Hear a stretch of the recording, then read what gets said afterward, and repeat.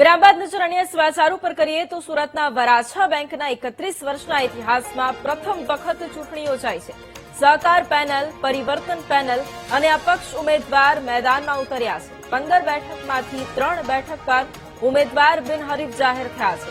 12 બેઠક માટે 17 ઉમેદવાર વચ્ચે જંગ છેડાયો છે। 53,300 સભાસદો મતાધિકારનો ઉપયોગ કરશે। ડેટા પ્રોટેક્શન એક્ટના કારણે ઉમેદવારોને મતદારોના મોબાઈલ નંબર મળ્યા। મોબાઈલ નંબર ન મળતા મતદારોનો સંપર્ક કરવો ઉમેદવારો માટે મુશ્કેલ બની ગયો છે। ઉમેદવારોએ સોશિયલ મીડિયામાં લિંક મોકલી અને મતદારોને ગ્રુપમાં એડ કર્યા છે।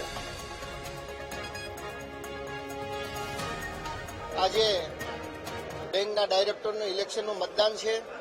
સવારથી ખૂબ ઉત્સાહથી મતદારો સભાસદો મતદાન કરી રહ્યા છે। 8 વાગ્યાથી સતત લાઈન છે। મતદાન કુટીર સુધી પહોંચવામાં 1 કલાક અત્યારે મતદાન મથક સુધી પહોંચવામાં વાર લાગી રહી છે। આ બતાવે છે વરાછા કોઓપરેટિવ બેંક ઉપર સભાસદોનો ટ્રસ્ટ।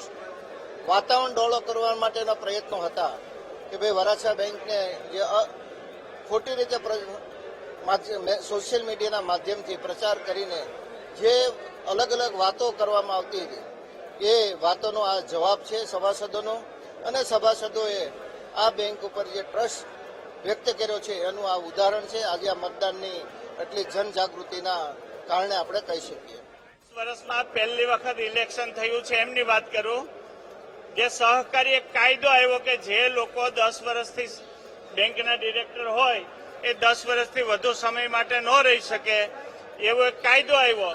એટલે જે સ્થાપક બધા સભ્યો હતા એ બધા નિવૃત્ત થયા અને એમણે આખી આ સહકાર પેનલ નવી બનાવી। અમે બધા જે સહકાર પેનલ છે એ વલ્લભભાઈ સવાણી, મંજીભાઈ પટેલ, કાનજીભાઈ ભાલાડા, ભૂપેન્દ્રભાઈ રીબડિયા, પ્રભુદાસભાઈ પટેલ, નરેન્દ્રભાઈ કુકડિયા, આ બધાના આશીર્વાદથી જ આ પેનલ બનેલી છે।